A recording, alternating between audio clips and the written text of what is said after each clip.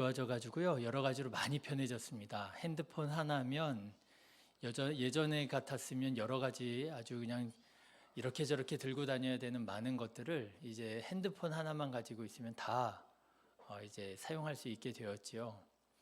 그런데 이렇게 편해지고 좋아지는 것만큼이나 또 좀 불편해지고 또 좀 아쉬워지는 것도 있는 것 같아요. 그 중에 하나가 이런 이제 새해가 되었을 때, 여러분 예전에 새해가 되면 어떤 일을 했었죠?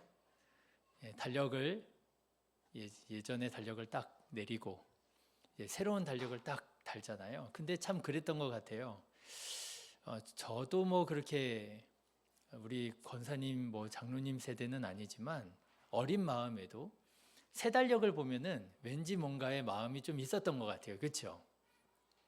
새 달력을 이렇게 걸 때 뭔가 새로운 마음, 뭔가 새로운, 나도 모르게 새로운 다짐 뭐 이런 게 있었던 것 같아요. 그리고 예전에는요 다이어리라고 하는 게 있었습니다. 그거는 아마 저 정도 되는 시대의 성도님들이 아마 좀 많이 익숙하실 것 같아요. 그래서 다이어리라고 하는 게 있어가지고요.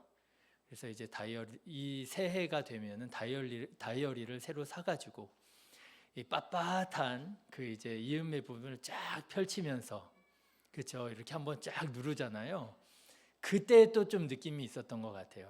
새해가 되었구나. 내가 이 새해에는 이 다이어리를 가지고 내가 꼼꼼하게 기록하면서 내가 정말 시간을 낭비하지 않고 흘리지 않고 계획적으로 규모 있게 좀 살아야 되겠다.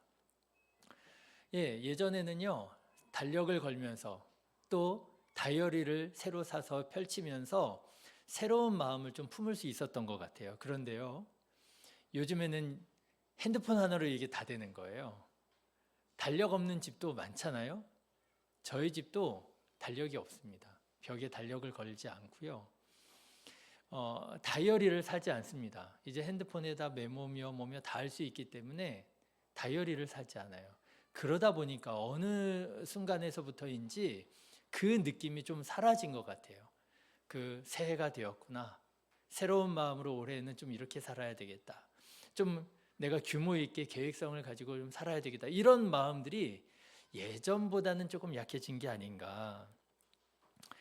여러분, 새해 첫 주 어떻게 여러분 이 주일을 시작하고 계십니까?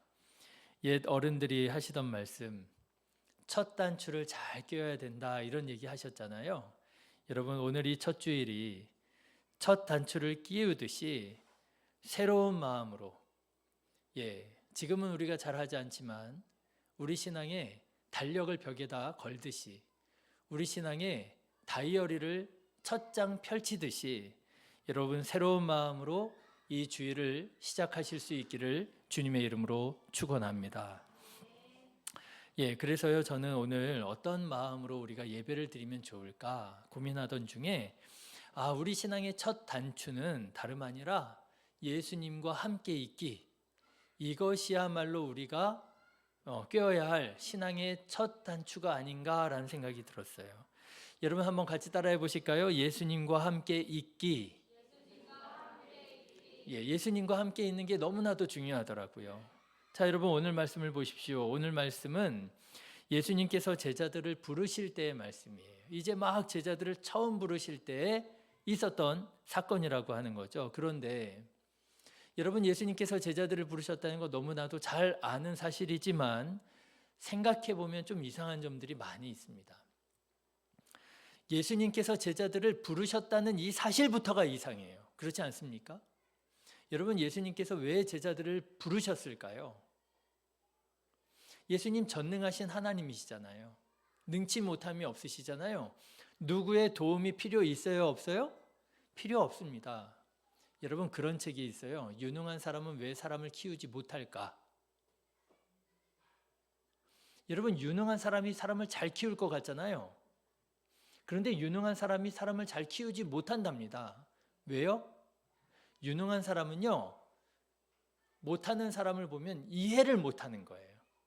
답답하기만 하지요. 아니 이걸 왜 못해? 이렇게 정죄를 하지요. 잘 붙잡아줘서 끌어주지를 못한다는 거예요. 여러분 전능하신 하나님은요 오히려 유한한 사람을 볼 때 도움을 받기는커녕 어떻게 느껴질 수 있겠어요? 거슬럭거리게 느껴질 수 있어요. 실제로 여러분 성경 말씀을 보면 예수님께서는요, 제자들을 보시면서 막 기뻐하고 너네들이 있어서 나에게 힘이 되고 위로가 된다, 그런 말씀 거의 있어요, 없어요? 없어요. 오히려 성경 말씀을 보면은요, 제자들을 보시면서 답답해 하시고 때로는 화를 내시고 이 믿음이 적은 자들아 책망하시고요.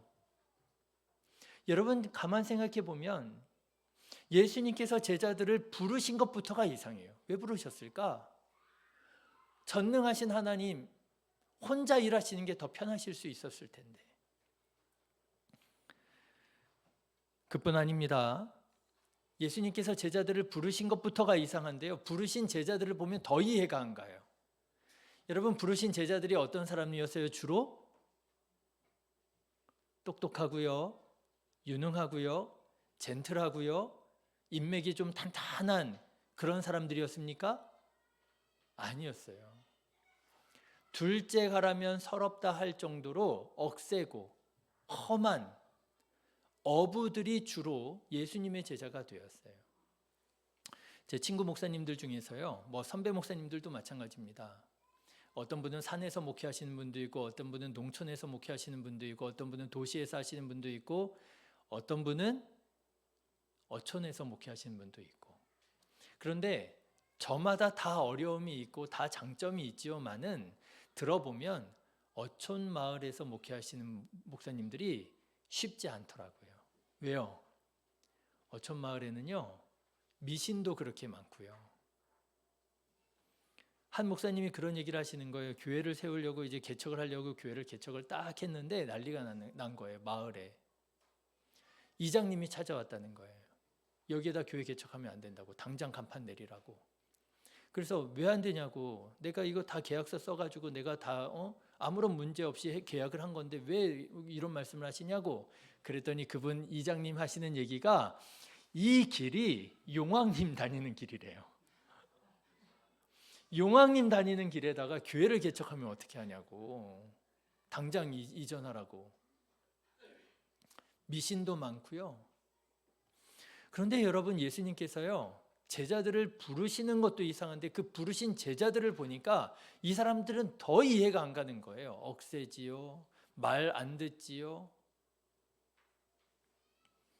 보니까 싹수가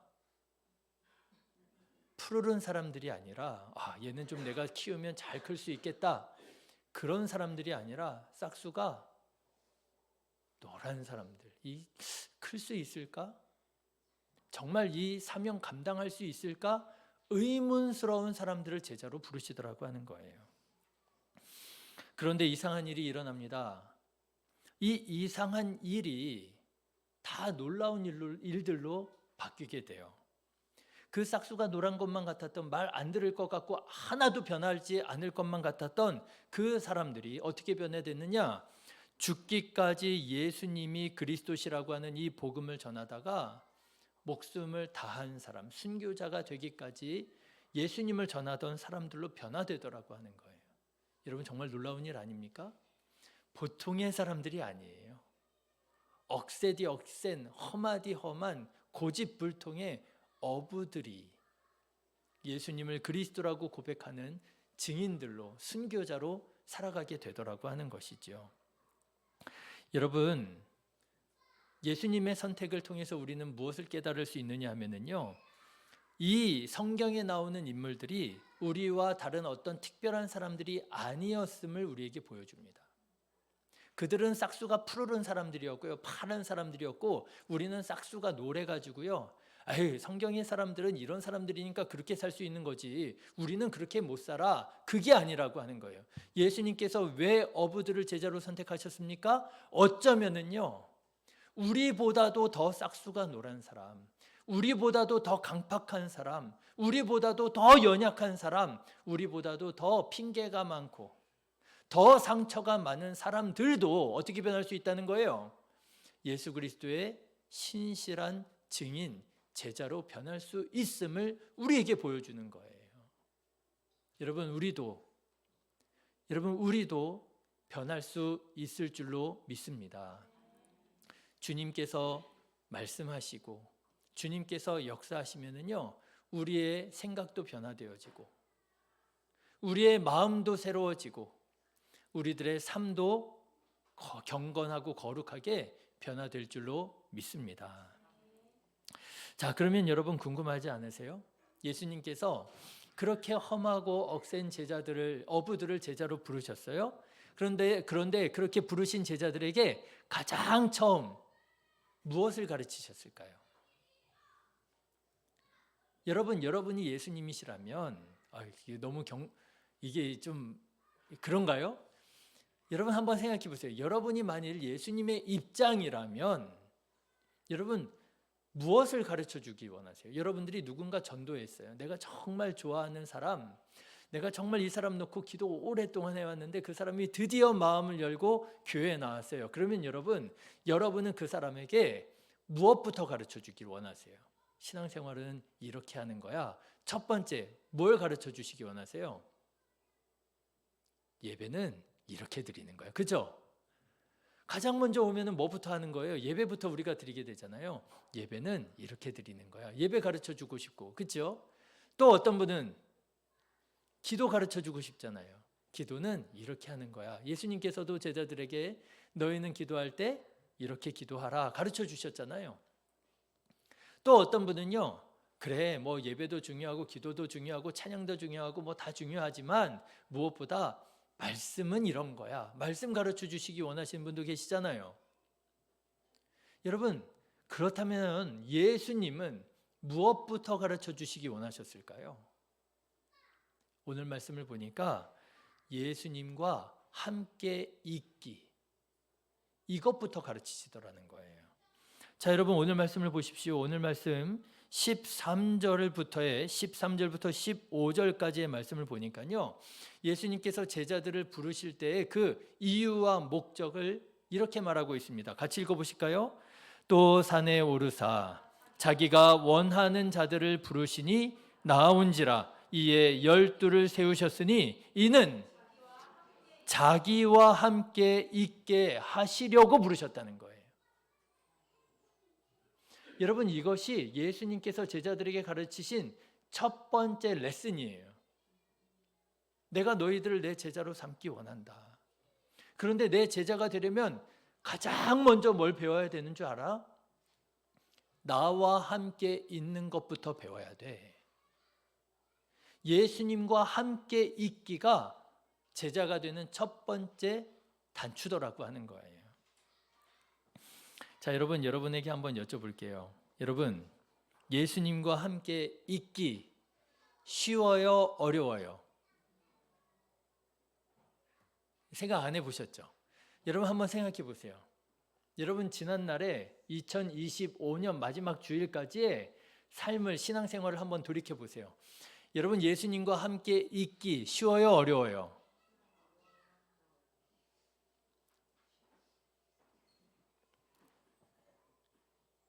생각 같아서는 쉽다고 얘기를 할 수 있을 것 같은데요, 이렇게 돌아보면은요, 그게 꼭 쉽지만은 않구나 하는 생각이 들어요. 간단하지 않은 문제입니다. 여러분 이렇게 한번 생각해 보세요. 여러분 기도가 됐든 찬양이 됐든 말씀이 됐든 여러분 예수님과 단 둘이 함께 얼마나 오래 계실 수 있겠어요? 지금 우리가 이렇게 예배 드리잖아요.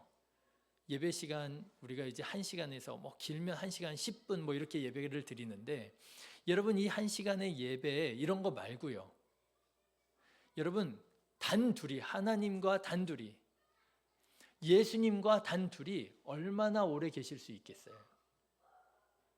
기도가 되었든 찬양이 되었든 성경 읽기가 되었든 무엇이 되었든 여러분 얼마나 오랫동안 예수님과 함께 있기가 가능하세요? 생각해 보세요. 1시간 여러분 기도해 보신 적 있으세요? 아무도 없는 곳에서 1시간 동안 눈을 감고 오직 주님께만 집중하면서 기도하는 거예요. 여러분 마음으로 한번 손들어 보세요. 1시간 이상 여러분 기도하실 수 있겠어요? 오직 예수님과 단둘이? 아니면 여러분 1시간 이상 여러분 홀로 하나님께 찬양할 수 있겠어요? 아니면 여러분 1시간 이상 성경 말씀 조용히 고요히 하나님의 말씀을 사모하며 기대하며 하나님의 말씀 읽으실 수 있겠어요? 여러분 오해하지 마십시오. 오래 기도하고 오래 찬양하고 성경 말씀 오래 읽어야 좋은 신앙이라고 말하는 건 아니에요.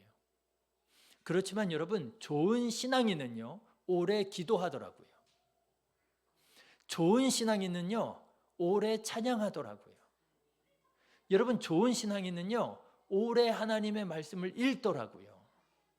그래서 여러분 성경을 오래 읽고 기도를 오래 하고 이것을 우리가 무슨 율법처럼 가르치고 생각해서는 안 되겠지만 우리는 이것을 간과해서는 안 됩니다.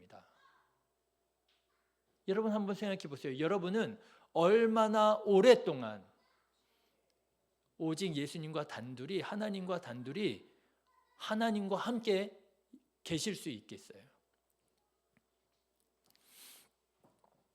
제가 어렸을 때 나름 목사님 아들이라고 이제 자라면서 이제 저의 세계는 교회였어요. 집에 누가 계세요? 목사님이 계시고, 교회 가면 교인들이 계시고, 학교 가면 미션 스쿨이었고요. 그리고 찬양 동아리였어요.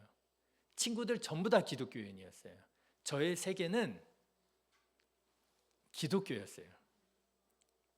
근데 이런 태어나면서부터의 모태신앙은 두 개 중에 하나예요. 하나는 정말 그 기독교 그 세계 안에서 예쁘게 무슨 온실 속의 화초처럼 크거나 아니면은 완전히 그냥 뭐 이렇게 박차고 나가버리거나 둘 중에 하나거든요. 여러분 저는 어땠을 것 같아요? 박차고 나갔을 것 같아요? 온실 속의 화초처럼 컸을 것 같아요? 제가 그렇게 약해 보이나요? 온실 속의 화초처럼 보이세요? 앞으로는 좀 걸걸하게 좀 설교하고 어떤 목사님들처럼 욕도 좀 하고 막 그래야 돼. 예, 뭐 아버지 말씀에 거역하는 일 없이, 아버지 계시니까 말씀도 못. 특별히 거역하는 일 없이 이렇게 온실 속의 화초처럼 자랐단 말이죠. 근데 그러다 보니까요, 이게 너무 문화가 되고 너무 익숙해져 버리다가 보니까 이게 좀 그런 게 생기더라고요. 도대체 기도가 뭐지? 이런 생각이 들더라고요. 어려서부터 기도해 왔어요. 어려서부터 예배를 드려 왔어요. 그런데 어느 순간에 한 중학교 1, 2학년쯤 된 것 같은데 도대체 기도가 뭐지? 왜요? 보니까요, 교회 집사님들, 권사님들이 기도하시는데 그렇게 기도를 하시는 거예요. 1시간, 2시간 기도하시는 거예요. 눈물 뿌려서 기도하고요, 막 소리 지르면서 기도하고요. 어렸을 때에는 그게 막 좀 거북하게 느껴질 때도 있었어요. 뭘 저렇게까지 소리를 지르면서 통성으로 막 기도하죠. 왜 저렇게까지 기도를 해야 되나? 뭐 이렇게 눈물 흘리면서 기도해야 되나? 막 이해가 안 될 때도 있었어요. 그런데 어느 순간 딱 가니까요, 궁금해지는 거예요. 도대체 기도가 뭐지? 그래가지고요, 하루는 제가 용기를 내어서 교회에 갔습니다. 여러분, 예배가 없는 날 교회에 와보신 적 있으세요? 아니 무슨 일을 하러 오는 거 말고요. 뭐 주방일 있어서 오고 뭐 그거 말고요.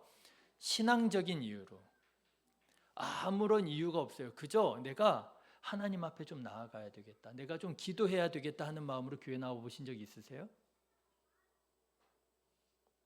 교회에 제가 아마 그때 거의 처음으로 그렇게 교회를 나간 것 같아요. 뭐 어려서는요, 3층이 저희 집이었고 2층이 교회였으니까 그냥 이 교회를 그냥 우리 집처럼 왔다 갔다 했거든요. 그런 거 말고 정말 내가 신앙적으로 내가 정말 하나님을 알고 싶고 하나님 앞에 나아가고 싶고 그런 마음이 있어서 그래서 교회를 이제 처음으로 가본 것 같아요. 불을 켰습니다. 그리고 이제 뒷자리에 앉아가지고 예배실 맨 뒷자리에 앉아서 기도를 하는데요.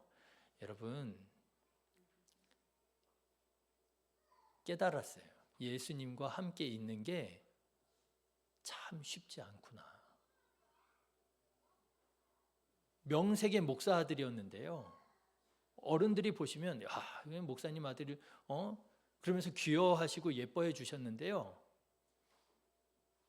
열심히 기도하고 보니까 5분 지나고요. 내가 이렇게 갈 수 없지. 그러고 다시 눈을 감고 열심히 기도하고 보니까 3분 지나가고요. 10분을 못 넘기더라고요, 제가. 여러분, 3번, 우리나라 사람은 3세번이잖아요. 예수님도 3세번이시잖아요. 겟세마네에서 예수님 몇 번 기도하셨어요? 3번 기도하셨어요. 우리나라 사람들이 민족성이 참 예수님을 닮아 있는 거예요. 그래서 저도 3세번 했잖아요. 5분, 3분, 내가 이렇게 갈 수 없지. 그래서 3번째 딱 무릎을 꿇는 게 아니라 뒷자리에 앉아서 2손을 모았는데요. 충격적인 것을 깨닫게 됐어요. 기도할 게 없어요. 5분 열심히 기도했잖아요. 3분 열심히 기도했잖아요. 더 이상 기도할 게 없어요. 엄마, 아빠, 우리 가족, 공부 다 기도했어요. 8분 만에. 기도 안 하는 사람은요, 기도할 게 없어요. 기도하는 사람은요, 기도할 게 많아요. 끝이 없어요. 그렇죠? 누구 위해서 기도하고 그러다 보니까 또 누가 생각나요? 그 사람 위해서 기도하고 그러다 보니까 또 그게 생각나요. 또 그래서 기도하고 그러다 보니까 하나님께서 깨닫게 하시는 마음이 있어요. 그래서 또 생각지도 못했던 기도 제목 가지고 기도하고. 여러분, 기도하는 사람은요, 기도가 끝이 없어요. 그런데 기도 안 하는 사람은요, 기도할 게 없어요. 8분 만에 다 끝나요. 여러분 한번 해보세요. 8분 만에 끝나시는 분 많을 거예요. 뭐예요? 예수님과 함께 있는 법을 아는 거예요? 모르는 거예요? 모르는 거예요. 아버지가 목사님이었고 기독교 세계 속에서 자라왔고 매 주일 교회를 다녔고 하나님의 말씀 들었지만 예수님과 함께 있을 줄을 모르는 거예요. 단둘이 예수님과 있는데요, 10분을 못 넘기는 거예요.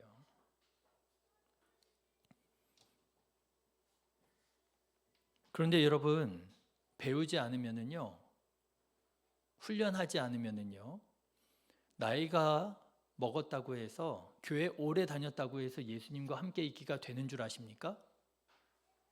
안 돼요. 제가 전에 섬겼던 교회에, 제가 전도사로 섬겼던 교회에 어떤 장로님이 그런 말씀하시는 걸 들은 적이 있어요. 뭐 그렇게 기도할 게 많은지 모르겠다. 장로님이 그런 말씀을 하시는 거예요. 성도님들이 모여서 열심히 기도하잖아요. 장로님이 지나가시면서 약간 불평하듯이 뭐 저렇게 기도할 게 많은지 모르겠어 이러면서 지나가시고요. 또 그 장로님이 그런 말씀하시는 거예요. 뭐 기도만 하면 그렇게 그냥 질질 짜는지 모르겠다고 하죠. 실제로 그 장로님은요, 기도 시간을 견디지를 못하세요. 예배드리다가 이제 우리 다 같이 기도합시다. 목사님이 이제 기도 인도를 하고 찬양팀이 앞에서 찬양 인도를 하고 그러면 성도님들이랑 같이 찬양을 하잖아요. 기도하면서. 그러면은요, 그 장로님은 그 시간이 시작한 지 한 5분쯤, 3분쯤 되면 그냥 이렇게 나가버리세요. 그 기도 시간을 못 견뎌요. 여러분, 교회에서 성도들과 함께 기도 시간 한다고 몇 시간이나 하겠어요? 2시간 하겠어요? 기도 시간을? 3시간 하겠어요? 1시간도 못해요. 정해진 시간이 있고 차 나가야 되고 하기 때문에 그 시간 해봐야 10분, 20분밖에 안 돼요. 그런데요, 못 견뎌요. 그 장로님 그냥 이렇게 슬그머니 나가세요. 예수님과 함께 있을 줄 모르시는 거예요. 뿐만 아닙니다. 그 장로님은요, 찬양 시간도 못 견뎌요. 성도들 예배 은혜가 될 수 있도록 마음의 문이 열리기 위하여 청년들이, 목사님들이 이렇게 준비해가지고 찬양인도 열심히 하잖아요. 10분, 20분 전부터 미리 준비하잖아요.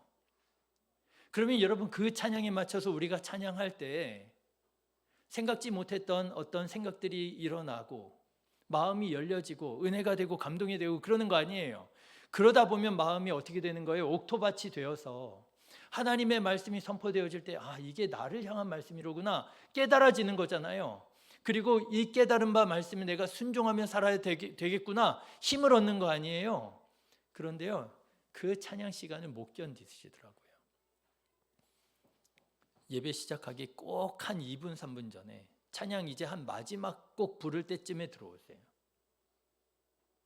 오후 예배 시간입니다. 네, 거기는 오후 예배가 있었어요.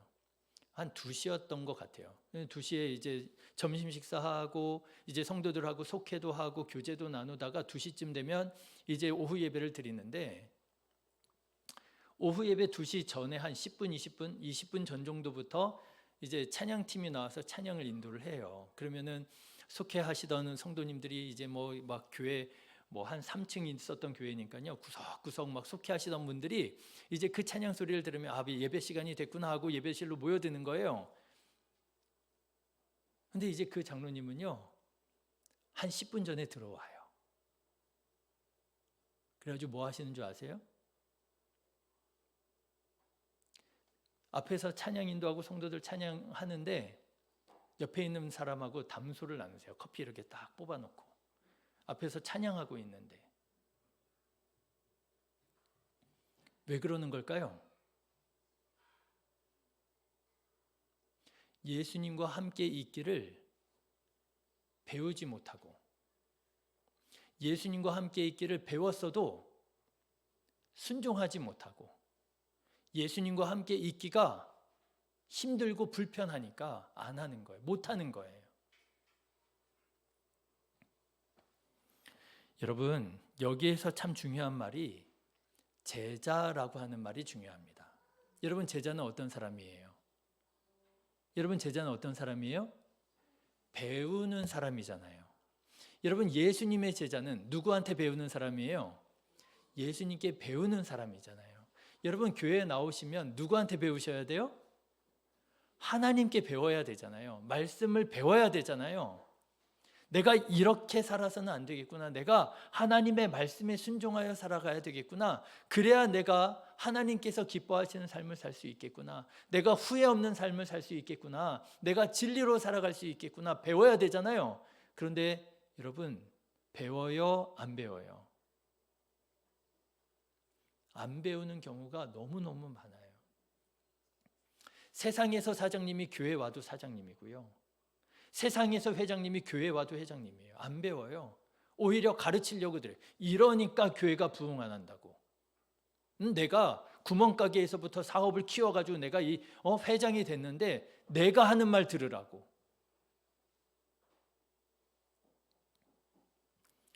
여러분, 예수님의 마음이 얼마나 답답할까요?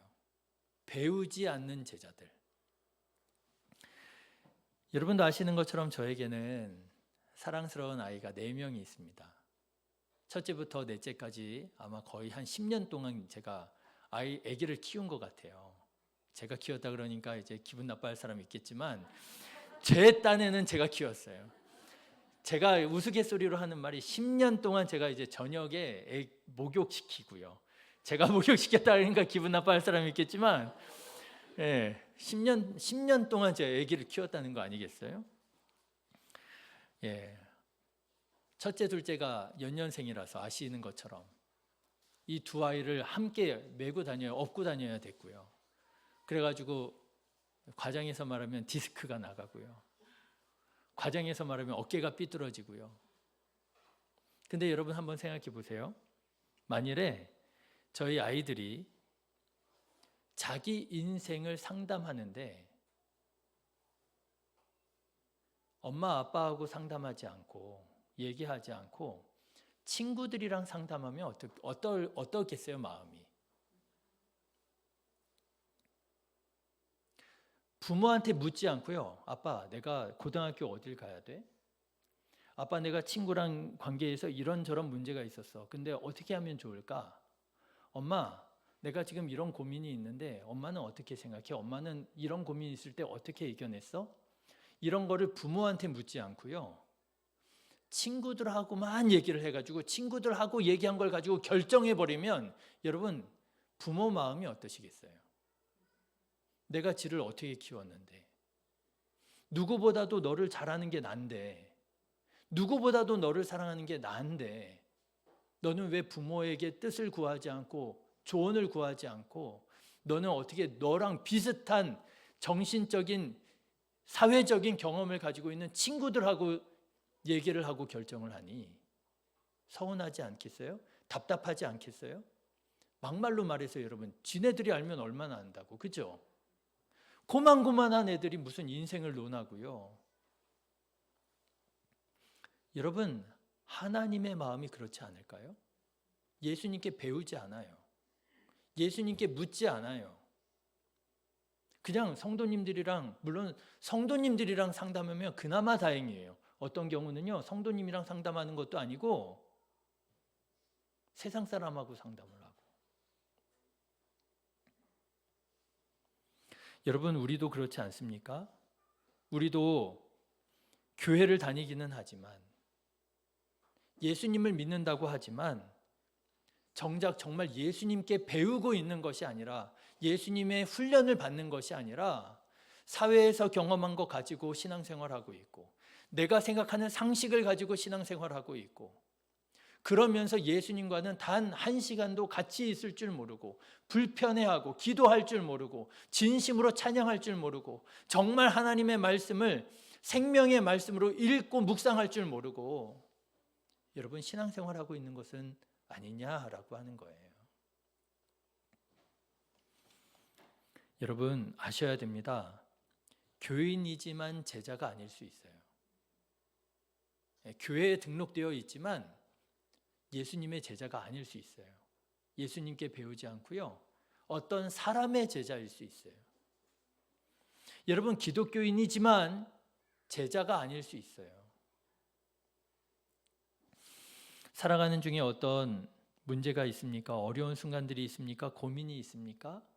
여러분, 2026년 새해가 열렸는데, 여러분, 내가 이 한 해를 어떻게 살아가야 될까? 아직 감이 잘 잡히지 않고 고민이 되고, 또는 여전히 내 삶을 짓누르는 어떤 큰 문제가 있습니까? 나의 자녀들을 어떻게 키워야 될지, 우리 가정을 어떤 가정으로 이끌어 가야 할지, 여러분, 그런 고민이 있다면 친구 찾아가기 전에, 여러분, 친구 찾아가서 상담하지 말라는 얘기는 아니에요. 여러분, 친구들이랑 얘기하는 거 얼마나 우리한테 큰 유익이 있어요, 그렇죠? 그러지 말라는 얘기가 아닙니다. 다만 친구 찾아가서 상담하기 전에 누구에게 먼저 나오셔야 돼요? 우리의 구원자이시고 우리의 선생님이신 예수님 앞에 먼저 나와 기도할 줄 아는 우리 성도님들 되시기를 주님의 이름으로 축원합니다. 여러분, 전문가 찾아가기 전에, 전문가 찾아가야죠. 도움 받을 거 있으면 도움 받고요, 큰 도움이 될 겁니다. 그런데요, 전문가가 나를 치료해 줄 거라는 생각보다 먼저 하나님께서 나를 치유해 주실 것이라고 하는 믿음을 가지고 먼저 하나님 앞에 나아가 찬양하고 기도하고 말씀 구하는 우리 성도님들 되시기를 주님의 이름으로 축원합니다. 그렇게 먼저 하나님께 구하는 자가 누구예요? 예수님의 제자인 거예요. 예수님께 배우는 사람. 그렇게 예수님께 배우기 위하여 우리가 무엇보다도 먼저 배워야 될 게 뭐라고요? 예수님과 함께 있을 줄 알아야 된다는 거예요. 제가 전에 말씀드린 적이 있었는데요, 제가 신학대학교 다닐 때 참 많은 걸 배웠습니다. 저는 좀 이해하기 어려운 분들 중에 이런 목사님들 중에 그렇게 말씀하시는 분이 있어요. 나는 신학교에서 배운 게 없다고. 그렇게 말씀하시는 분이 계세요. 근데 저는요, 이해할 수가 없어요. 저는 신학교에서 엄청 많이 배웠거든요. 근데 신학교에서 배운 것 중에 제가 가장 큰 배움 중에 하나는 지금 생각해 보면 예수님과 함께 있기를 배웠던 것 같아요. 기숙사 생활을 했습니다. 그때 신살리에서 살았으니까 신살리에서 학교까지 가려면 그때 당시로는 2시간, 조금 안 맞으면 2시간 이상 걸렸어요. 그러니까 이게 하루에 거의 5시간 이제 잡고 이게 이제 통학을 해야 되는 상황이다 보니까 이게 너무 어려운 거예요.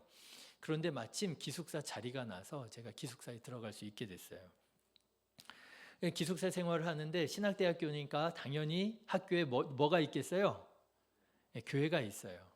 그래서 이제 교회가 있고, 그래서 제가 신앙생활을 하는, 이게 학교 생활을 하는 중에 기도 시간을 잡았어요. 밤 10시. 여러분 신학생들이요, 이제 뭐 예배가 있건 없건 새벽마다 밤마다 나와서 기도하는, 자유롭게 기도하는 학생들이 있어요. 10시쯤 돼서 가면은요, 그 시간에 이제 나와서 기도하는 학생들이 있거든요. 근데 뭐 예배가 있는 거 아니에요. 그냥 혼자 기도하는 거예요. 그래서 저도 10시 되면 채플에 가서 혼자 무릎 꿇고 기도하고 막 그랬습니다. 여러분 무릎 꿇고 기도하잖아요. 제가 여기가 웰치 채플이라 그러면 제가 기도하던 자리는 여기였어요. 들어가서 왼쪽 앞에 여기였거든요. 빨간색 강대상 단상에. 그래가지고 이제 그렇게 기도하고 그랬는데, 여러분 무릎 꿇고 기도하잖아요. 정말 쉽지 않습니다. 다리가 엄청 저려요. 우리 어른 성도님들은 그래도 무릎 꿇고 뭐 하신 기억들이 계실 거예요. 그렇죠? 옛날 뭐 예배당 뭐 이렇게 생각하시면 그런 기억들이 있었을 텐데요. 우리 학생들은 무릎 꿇고 하는 뭐 기억 없을 거예요. 뭐 저도 그렇고요. 저도 거의 뭐 의자 생활하고 방바닥 생활하고 했지만 무릎 꿇은 기억은 별로 없잖아요. 무릎 꿇고 기도하는데 신기하죠? 기도할 때 무릎 꿇고 기도하는 것과 그냥 기도하는 것 차원이 달라요. 느낌이 달라요. 그래서 그 불편한데요, 누가 뭐라고 하지 않아도 무릎을 꿇고 기도합니다. 근데 조금만 무릎 꿇고 기도하잖아요. 다리가 엄청 저려요. 땡땡하게 막 붓는 것 같고 전기가 막 계속 흐르는 것 같고, 그래가지고 한쪽 다리 쫙 펴가지고 기도하면서 개구리 뒷다리 빼는 것처럼 이렇게 쫙 빼가지고 막 이렇게 다리 막 두들겨 가면서, 그래가지고 조금 이렇게 좀 풀리는 것 같으면 다시 이렇게 하면 반대쪽이 저리잖아요. 그럼 다시 반대쪽 다리 쫙 빼가지고 이렇게 두들겨 가면서 이제 그러면서 기도하는 거예요. 근데 신기하죠? 그 불편하고 어떻게 보면 좀 고통스러운데 그 기도 시간이 그렇게 은혜로워요. 한 번은 제가 그런 경험이 있어요. 한 9시쯤, 밤 9시쯤 됐는데 밤 9시쯤 됐는데 제가 계속 시계를 보는 거예요. 시계를 계속 확인하는 거예요. 왜요?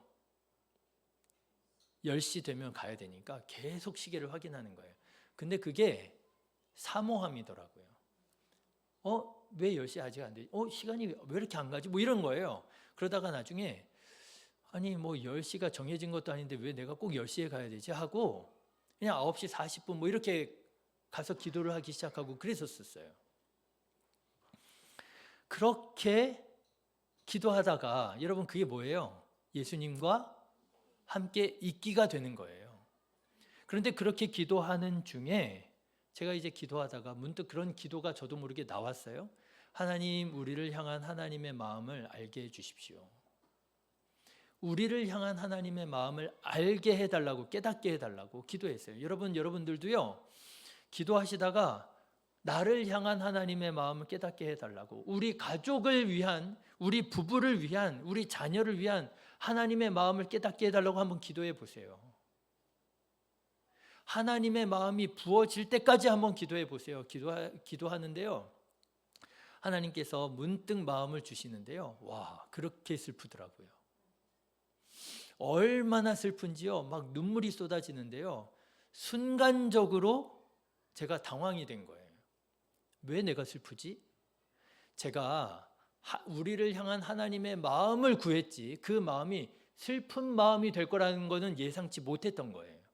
하나님, 우리를 향한 하나님의 마음을 알게 해주세요 라고 하고 기도하는데 갑자기 막 슬퍼지면서 눈물이 쏟아지는데요, 처음엔 당황이 되더라고요. 내가 왜 이렇게 슬프지? 근데 또 그 순간에요, 거의 그 순간이 그 순간이에요, 깨달아지더라고요. 이게 우리를 향한 하나님의 마음이구나. 그리고 막 눈물을 흘리면서 기도를 하는데요, 여러분 그 신앙의 체험이 어떻게 보면 그 이후에 내가 신앙생활을 하는데 때로는 어려움도 있고 문제가 있을 수 있잖아요. 힘이 되더라고요. 하나님 나와 함께 계시지. 하나님 나를 알고 계시지. 하나님께서 나를 보고 계시지. 여러분, 예수님과 함께 있기는요, 신앙생활의 기본 중에 기본이에요. 예수님과 함께 있기가 되지 않으면 하나님의 마음을 알 수가 없습니다. 하나님의 뜻을 알 수가 없어요. 그런데 어떻게 하나님의 뜻대로 살겠어요? 지식적으로는 알아도요, 순종할 수가 없습니다.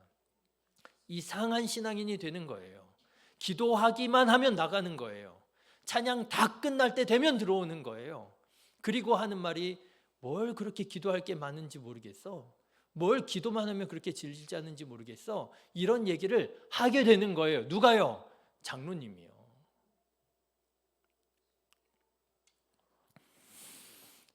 예수님께서 우리를 부르신 가장 큰 이유는 뭐예요? 예수님이 우리와 함께 있기를 원하시는 거예요. 여러분, 예수님과 함께 있을 줄 아는 자 되시기를 주님의 이름으로 축원합니다. 우리 감리교회를 만드신 존 웨슬리 목사님이 그런 말씀하셨어요. 무엇보다도 가장 좋은 것은 주님께서 우리와 함께 계십니다. 여러분, 예수님 믿고 뭐 건강해지고 좋아요. 예수님 믿고 복 받아가지고 부자가 되고 좋아요. 저는 우리 성도님들이 정말 건강하게 사시기 원하고요, 부자가 되셨으면 좋겠어요. 어떤 성도님이 저한테 그런 말씀 하시더라고요. 내가 10억만 있으면 우리 교회 당장 지어줄 거라고. 얼마나 든든하고 힘이 되는지요. 여러분, 부자 되십시오. 그런데 여러분, 우리가 무엇보다도 가장 추구해야 하는 복은 무슨 복이에요? 하나님이 나와 함께 하시는 복이에요. 존 웨슬리 목사님 말씀하신 것처럼 무엇보다도 가장 기쁜 것은, 무엇보다도 가장 좋은 것은 하나님이 나와 함께 계심이라. 여러분, 하나님이 우리와 함께 계신다, 이게 뭔지 알아요? 그게 임마누엘이에요. 임마누엘이 누구예요? 그게 예수님이에요. 하나님이신데 우리와 함께 계셔요. 그게 예수님이시잖아요. 예수님과 함께 있기, 이것이 복 중에 복이에요. 2026년 새해에 여러분 깨어서 기도하시고, 여러분 주일을 거룩하게 성수하시고, 여러분 마음을 열고 하나님을 높이 찬양하고, 그리고 하나님의 말씀에 순종하는 우리 성도님들, 예수님과 함께 있을 줄 아는 성도님들 되셔서 여러분 무엇보다도 가장 큰 복, 임마누엘의 복을 받아 누리게 되시기를 주님의 이름으로 축원합니다. 기도하겠습니다. 거룩하신 하나님, 무엇보다도 예수님과 함께 있을 줄